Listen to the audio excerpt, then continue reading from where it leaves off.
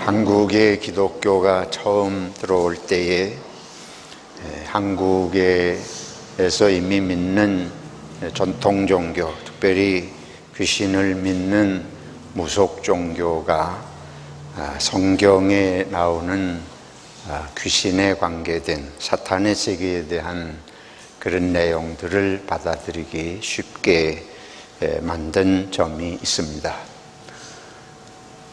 그러나 또 한편 한국의 전통 종교가 믿는 귀신관하고 성경이 말씀하는 귀신, 사탄의 세계의 근본적인 차이가 있는데 이것에 대한 인식은 상당히 부족한 편입니다.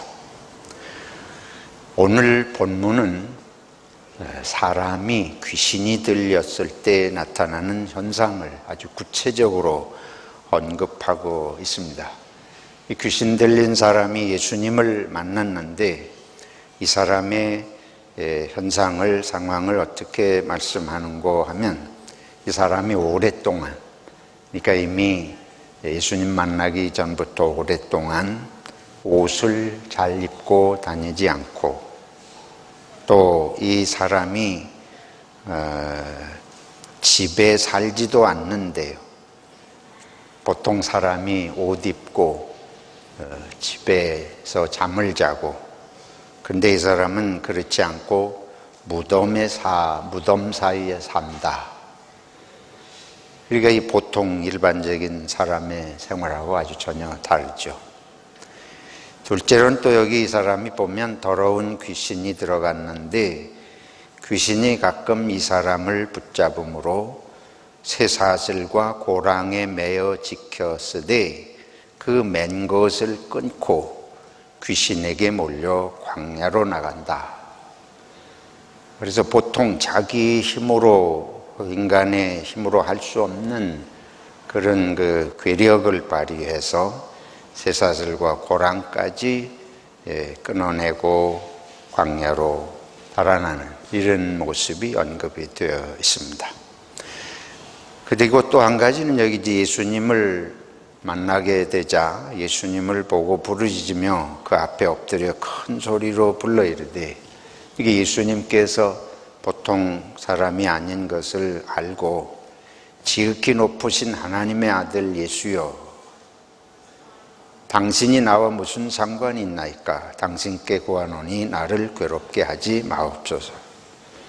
사람들은 예수님이 하나님의 아들이신 것을 알지 못해서 유대 종교 지도자들, 특별히 종교 지도자들이 예수님을 핍박하고 비난하고 문제를 삼는데, 오히려 귀신은 예수님이 하나님의 아들이신 것을 알아보고 그 앞에 엎드려 간구하기를 우리를 괴롭게 하지 말아 주십시오.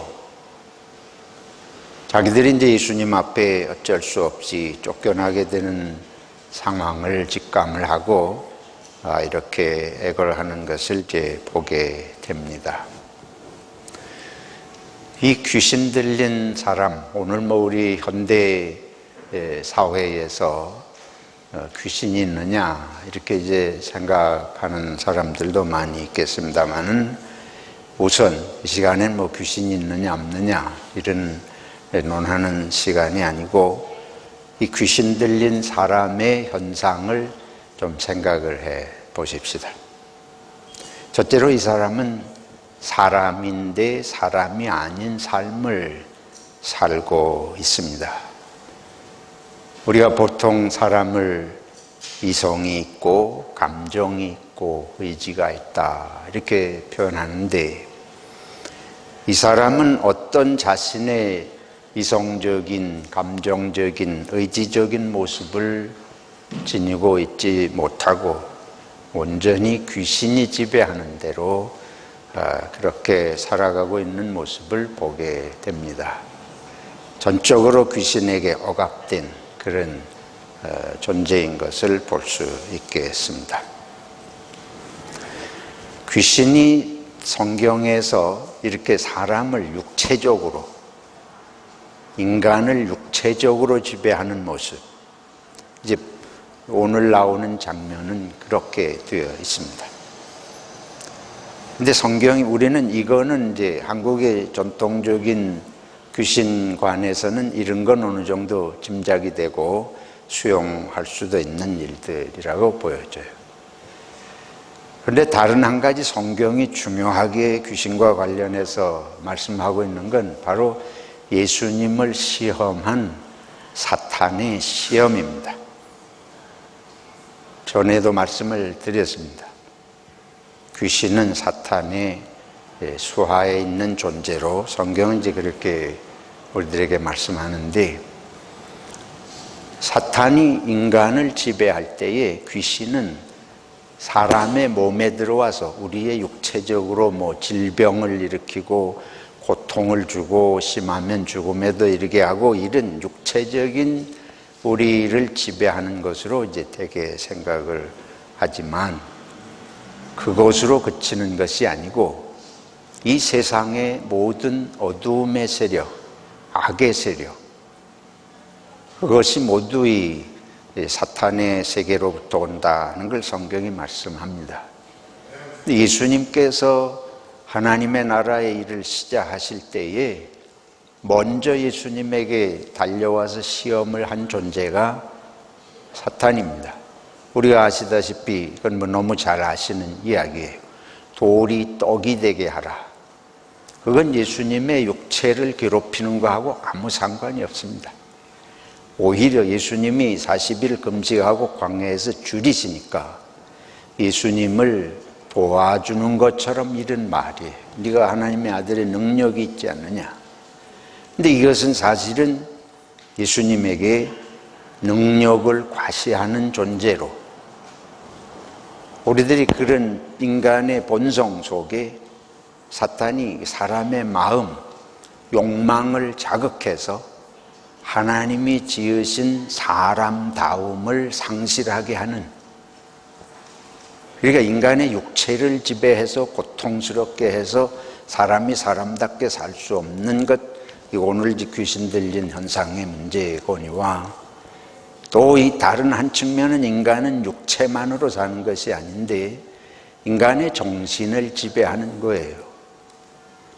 그것이 인간의 정신이 인간답게 살기 위해서 인간에게 정신이 있는데 이 정신을 뒤틀어서 인간이 인간답지 못하게 사는, 그게 이제 자기 돌이라도 떡이 되게 할 수 있는. 여러분, 사람이 할 수만 있으면, 자기를 위해서 뭔가 할 수 있는 능력이 있다면, 특별히 악을 행하는데 인간이 얼마나 상상할 수 없는 그런 무서운 일도 하잖아요. 조직폭력배 같은 사람들을 보세요. 공산주의자들을 보세요. 푸틴과 같이 그런 전쟁을 불사하는 사람들을 보세요.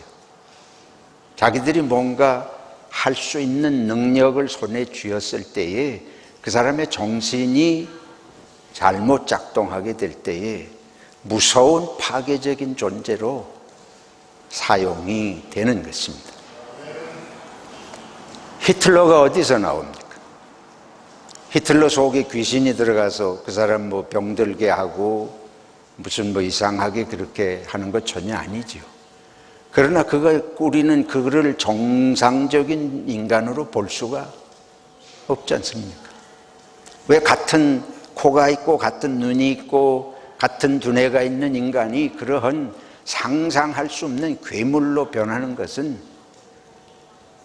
세계에 수많은 사람이 죽는 것이 뻔한데 그런 일을 양심의 1푼의 가책도 없이 서슴없이 그렇게 할 수 있는 존재로 변질되는 것은 어디서 오는 것입니까? 사탄은 예수님을 그렇게 시험을 했습니다. 네가 돌이 떡이 되게 할 수 있는 능력이 있지 않느냐, 해봐라. 여러분이나 제가 능력이 조금 있다 그래서 그걸 가지고 행사하기 시작할 때 우리는 선한 능력의 존재보다는 악한 능력의 존재가 되기가 훨씬 쉽습니다. 우리는 사람 좀 기분 나쁜 사람, 싸우다가 마음에 안 드는 사람 있으면 마음속으로 소리 안 나는 총이라도 있으면 옛날에 그런 얘기 많이 하잖아요. 사탄이 두 번째로 예수님을 시험한 것은 높은 데서 뛰어내려보라. 네가 하나님의 아들이니까 천사가 놀래가지고 와서 너를 떠받들어서 다리도 하나 상처도 안 나게 할 것이 아니다. 이게 이제 늘 말씀드린 대로 존재감의 과시예요. 우리는 자기 존재를 드러내기 위해서 모든 것을 동원합니다. 정치가들이 하는 일이 무엇입니까? 경제가들이 정도 이상으로 돈을 벌어야 하는 이유가 무엇입니까? 저도 마찬가지. 모든 인간은 자기 존재가 무시당하는 일은 결코 건질 수 없고, 자기 존재를 드러내는 일은 세상의 모든 것을 동원해서라도 하고 싶은 것입니다. 가짜 박사가 많아요. 가짜로 박사까지 하는 이유가 뭐겠어요? 한국 사회에서 특별히 가짜로 학위하고 가짜로 졸업장을 만들어내고 그 수많은 모든 것들이 다 이 보이지 않는 일은 우리들의 존재감에 관련이 되어 있다고 이렇게 볼 수 있습니다. 특별히 한국 사회는 이게 아주 심각해요. 왜냐하면 성공이 지상의 목표예요. 입신양명, 늘 말씀드린 대로 출세해서 이름을 날리는 게 부모에게 효도하는 길이라고 공자님이 그렇게 가르쳤습니다. 물론 우리가 생각하는 그런 식의 개념은 아니었겠지만 결과적으로 한국에서는 그게 현실이에요. 그래서 과거에 급제하는 길이 효도하는 길이고, 그것이 출세하는 길이고 성공하는 길이고, 그래서 교육열이 그렇게 무섭도록 공부를 위한 공부, 뭐라 그래야 될까요? 그게 사람이 되기 위한 공부가 아니고 이게 생존 세계에 살아남기 위해서, 그리고 그 이상 단순히 살아남기 위해서가 아니고 저 꼭대기에 올라가기 위해서. 그러니까 한국 사회를 지배하는 것은 전부 유명 대학을 졸업한 그런 사람들이 한국 사회를 전체를 지배하고 있습니다. 그렇지 않은 사람들은 사람이 아니에요. 유명 대학을 졸업한 사람들은 보통 사람은 사람으로 보지 않습니다. 같이 취급하면 견딜 수가 없어요. 내가 과장이 아니에요. 여러 번 저도 그런 삶의 현장에서 그런 것들을 많이 보았습니다. 예수님에게 그걸 자극하는 거예요. 하나님의 아들로서 네가 능력이 있는데 이렇게 광야에서 금식이나 하고 이렇게 배를 쫄쫄 굶으면서 이럴 필요가 무엇이 있느냐. 금식이라고 하는 거 우리는 문제가 생겨가지고 내 힘으로 해결할 수 없어서 하나님이 해결해 주시길 바라가지고 금식을 하며 울며 부르짖고 매달리는 거지, 예수님이 그럴 필요가 있어서 40일을 광야에서 금식을 하세요? 왜 그런 쓸데없는 짓을 하느냐. 우리는 능력이 있으면 금식하지 않습니다. 우리는 문제가 없으면 기도하지 않습니다. 성경 읽지 않습니다. 그게 무슨 필요가 있어요? 현실에 내 손에 다 돈이 있고 능력이 있는데, 내가 오를 만큼 존재감이 다 드러나 있는데 뭐가 내가 하나님이 필요해서 거기 매달리고 아쉽게 그러겠습니까? 마지막으로 사탄이 예수님을 시험한 건 아시는 대로 천하만국을 지배할 수 있게 해줄 테니까 나한테 절해라. 인간의 지배 욕망은 무서운 것이에요. 지배 욕망이 우리 속에 들어갈 때에 다른 사람은 전부 우리의 지배의 대상이고 이용의 대상이고, 우리의 어떤 우리가 나아가는 길의 도구적인, 그걸 도구적인 가치라 그래요. 이용 가치. 저 사람도 저 사람 나름의 존재 가치가 있다고 보지 않고 내가 이용할 수 있는 한에서 저 사람에게 내게 가치가 있다는 걸 이용 가치라. 도구적인 가치. 우리가 그렇게 살지 않아요. 무엇이든지 내게 이용 가치가 있을 때만 관계를 하고자 하는. 근데 이 지배 욕망이라고 하는 거 참 무서운 것입니다. 오늘 이제 우리 성서 일과에서 주어진 본문에 열왕기 말씀을 읽었는데, 이 장면은 엘리야 선지자를 아합 왕이 죽이려고 현상수배를 했기 때문에 쫓겨다니는 모습이에요. 엘리야 선지자가 하나님의 말씀을 전하고 하나님의 일을 하는데 왕이 자기 마음에 안 드는 소리를 한다 그래서 선지자를 잡아 죽이는 현상수배를 한 겁니다. 그러니까 이 선지자가 지쳤어요. 도망 다니는 거죠, 말하자면. 그래서 광야에 가서 도망 다니면서 먹을 것도 없고 마실 것도 없고 잠도 편안히 잘 수 없고, 그럴 때에 하나님께서 돌보시는 장면이 오늘 우리들이 읽은 말씀입니다. 세상은 힘이 있으면 무엇이든지 지배하려고 그러는 것입니다. 그리고 자기가 지배하는 것에 거슬리는 말을 하면 두고 볼 수 없어요. 그냥 죽여서 없애려고 그러는 거예요. 이게 이제 엘리야 선지자를 향한 아합 왕의 권력의 문제였습니다. 하나님께서 이 엘리야 선지자를 먹이시고 입히시는데 뭐 까마귀를 통해서 먹이시고 입히신다. 우리가 생각하면 그게 무슨 동화 같은 얘기냐. 근데 이게 무엇을 말해요? 하나님께서 사람이 사람을 도와야 되잖아요.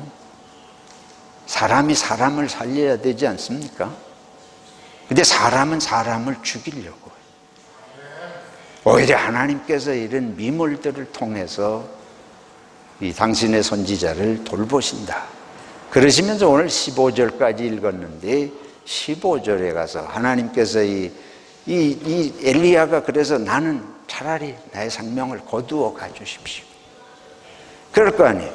하나님의 말씀을 전하고 열심히 일하는데 그 대가로 돌아오는 것은 죽음의 위협이에요. 지친 엘리야가 차라리 내 생명을 거두어가 주십시오. 심리학자들은 또 이 장면을 읽으면 엘리야가 우울증에 빠졌다, 이제 또 이렇게 해석도 하는데 뭐 다 그런 장면이기도 하죠.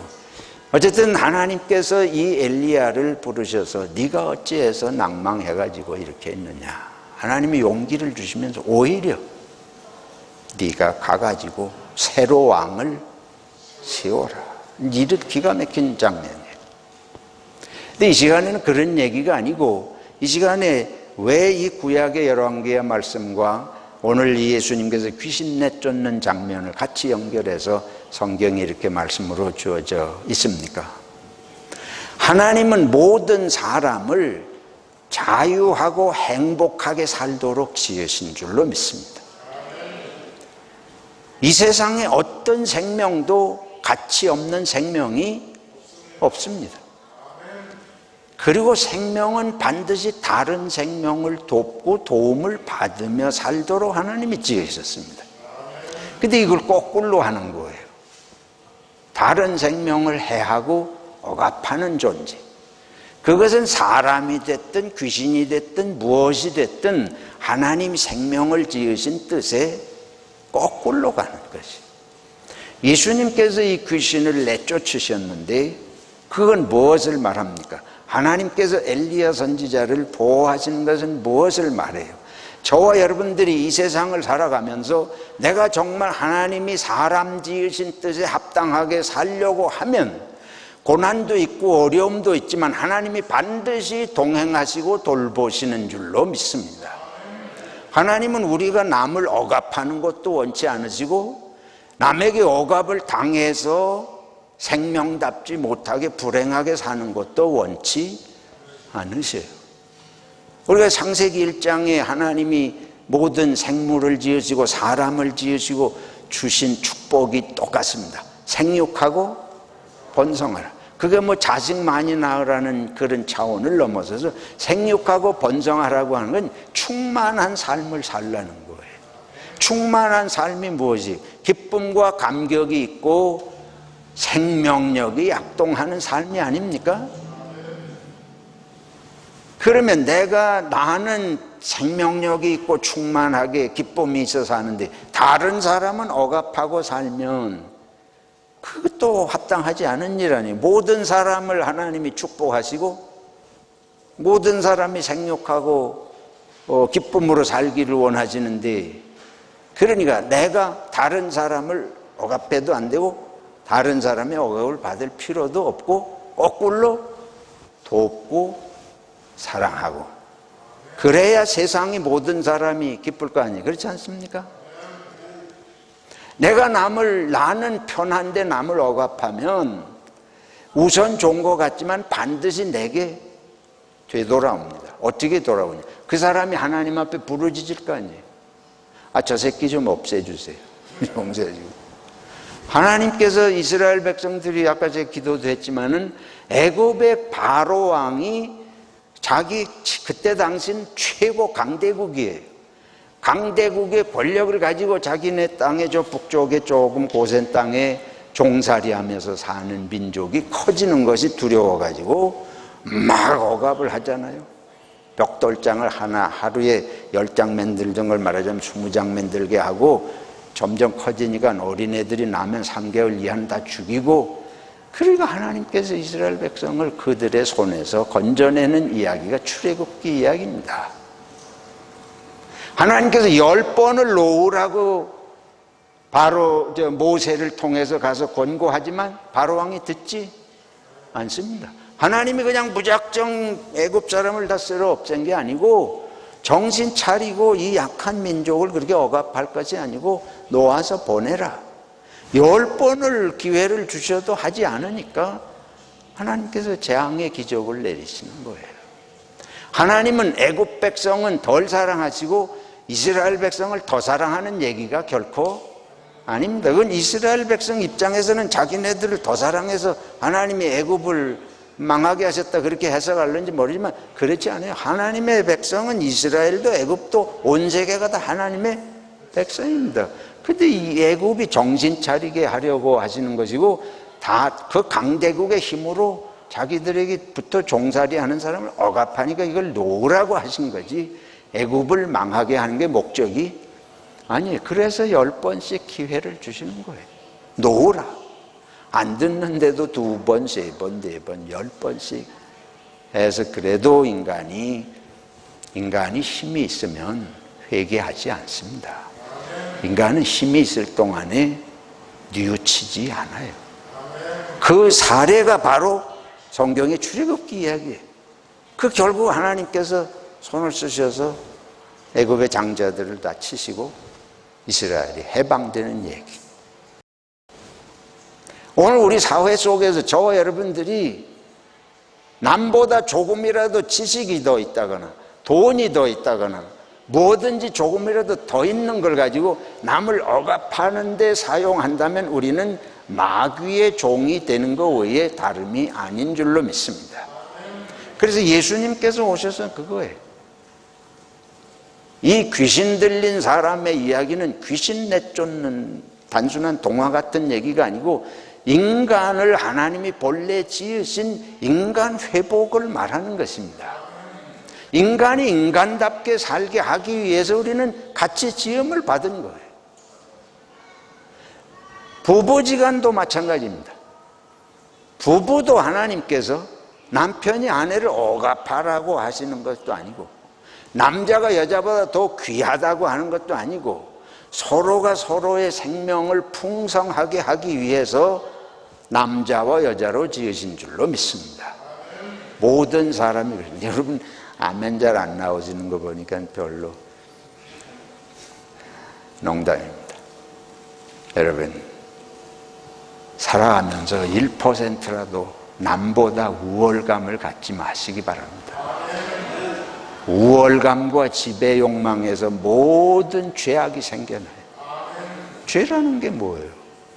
다른 사람 고통스럽게 하는 거예요. 남한테 무시받고 마음 편한 사람이 누가 있습니까? 남보다 못하다는 열등감이 자극받고 행복한 사람이 누가 있습니까? 남을 행복하게 해주는 것이 우리의 행복이고 하나님이 우리를 이 땅에 보내신 생명 존재의 의미 옳습니다. 기독교가 이거를 망각하면 기독교라고 할 수 없습니다. 교회가 커지는 데서 만족감을 느낀다면 그건 기독교를 성경을 잘못 알고 있는 것입니다. 교회가 세상보다 우월하다고 생각한다면 그것도 창조주 하나님에 대해서 예수 그리스도가 십자가를 지신 의미를 바로 이해하지 못하고 있는 것입니다. 모든 사람은 섬기고 존중하기 위해서 있는 줄로 믿습니다. 예수님께서 그래서 그러셨잖아요. 제자들이 자리 다툼을 하니까 누가 크냐? 그때 예수님께서 너희는 세상의 집권자들처럼 그렇게 생각해서는 안 된다. 너희 중에는 크고자 하면 종이 되고 으뜸이 되고자 하면 섬기는 자가 되고 꼴찌가 되고, 그러면서 뭐라고 신고하면 인자는 나는 섬김을 받으려고 온 것이 아니고 많은 사람을 위하여 대속물이 되고자 섬기고자 목숨으로 섬기고자 하고 오셨다 그러셨잖아요. 그래서 친히 십자가에서 죽으신 것이요. 십자가의 죽으심은 괜히 객기를 부리다가 죽으신 것이 아니고 인간의 죄를 대속하시는 섬김의 의미로 죽으신 것입니다. 죽기까지 섬기는 것이 생명의 의미라.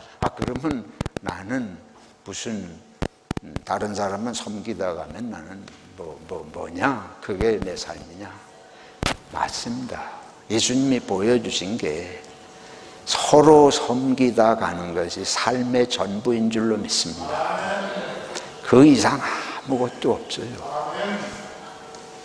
여러분, 저도 나이가 이 나이가 됐지만은 가만히 생각을 해보면 사는 의미가 뭐예요? 이름 좀 날리면 뭐 그게 의미 있습니까? 내가 이름 날려봐야 나 혼자 그렇지 남들은 그거 알아주지도 않고 시샘만 불러 이렇게. 내가 유명해진다고 세상에 평화가 옵니까? 세상 사람이 행복합니까? 한 사람이라도 더 사랑하는 삶으로 변화됩니까? 사람들이 행복해지는 건 내가 섬길 때 외에는 없습니다. 세상이 뭐라도 좀 나아질 수 있는 건 내가 위대한 일을 해서가 아니고 내가 썩어지는 미랄처럼 섬기는 것 외에는 세상이 좋아지는 건 단 한 푼도 없습니다. 지난번에도 말씀드렸잖아요. 수많은 위대한 걸 발명을 해도 그것이 인간의 마음에 궁극적 행복을 주지 못합니다. 내가 궁극적으로 행복한 것은 벤츠 자동차를 사서가 아니고 저희 집사람이 저를 참으로 사랑한다고 그럴 때 나는 행복합니다. 저희 집사람도 그런 줄로 믿습니다. 우리는 이거를 망각하고 살잖아요. 예수님께서 지금 이 사람에게 귀신 내쫓아 주시고 뭐라 그런가 하면 하나님의 큰 일을 가서 전해라. 나를 따라올 때 이 사람이 예수님 따라가겠다 그러죠. 귀신이 나가고 나니까 예수님 옆에 다소곳이 앉아서 말씀을 듣고 예수님을 따르겠다. 나를 따라올 생각하지 말고 가서 하나님의 큰일, 하나님이 어떻게 너에게 큰 일을 하셨는지를 알려라. 큰 일이 뭐예요? 뭐가 큰 일입니까, 여러분? 예수님이 말씀하시는 큰 일, 인간 회복을 위한 일 외에 더 큰 일이 없습니다. 저와 여러분들이 어떤 사람이 슬픔에 빠져 있을 때, 고통에 낙심해 있을 때, 열등감에 시달릴 때, 죽고 싶어 할 때 그 사람에게 참 생명의 소망을 넣어주고 위로해주고 자존감을 불러일으켜서 삶의 소망을 준다면 그것이 가장 큰 일인 줄로 믿습니다. 근데 우리는 그게 아니요. 사람을 짓밟고서 내가 무슨 자리에 올라가야 큰 일을 하는 것 같지. 그건 지배 욕망이지 하나님이 우리를 지으신 것하고는 아무 상관이 없습니다. 사랑하는 성도 여러분, 이건 귀신 이야기가 아니에요. 오늘날은 세상 모두가 이와 같이 우리들이 내 몸은 멀쩡하고 귀신은 없는 것 같은데 우리 정신은 뭔가에 홀려서 살고 있습니다. 뭔가의 지배를 받으며 살고 있습니다. 마음을 편하게 갖지 못하고 불쌍한 사람 하나를 도울 마음의 여유가 없지. 그래서 우리가 모두 우리는 예수님이 필요한 사람들입니다. 예수님은 하나님의 아들로 하나님께서는 이스라엘 백성을 해방시키고 엘리야 선지자를 돌보시고 귀신 들린 이 사람에게서 귀신을 내쫓아 주시고 가난한 사람들에게 함께 그들과 더불어 그곳에서 먹고 마시고. 그러나 삭개오 같은 사람 부자라고 다 무시한 거 아니에요. 삭개오는 가진 건 많은데 이 사람은 동네 사람이 다 세리라고 저만 세금 걷어가지고 로마 정부에 바치고 탐관오리처럼 사니까 그거 불쌍하잖아. 저 사람은 돈 귀신이 들어가서 지배를 해. 자기 동족이 뭐라고 욕하거나 말거나 돈만 있으면 되는 사람. 그 예수님이 그 집에 가시잖아요. 그 집에 가셔서 예수님께서 삭개오 집에 가서 먹고, 그러니까 이 삭개오가 놀래가지고 동네 사람들이 다 나를 매국노라 그러고 내 집 근처에도 안 오려고 그러는데 예수님이 우리 집에 오신 이 사람이 뒤집어져 가지고 뭐라 그래요?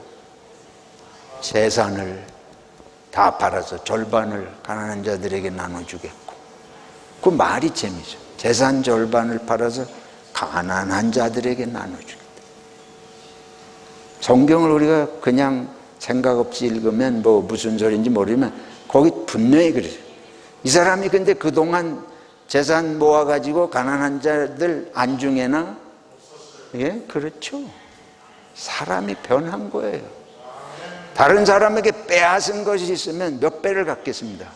4배를 갚겠습니다. 우리 예수 믿고 저를 비롯해서 생각이 바뀌어야 됩니다.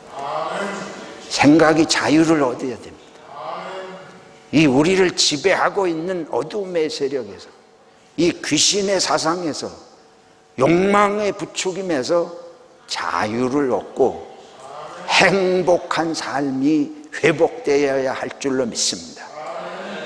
그래야 우리 가정이 그렇게 회복이 돼야 되고 우리 이웃에게 그 복음, 그 예수가 전해져야 할 줄로 믿습니다.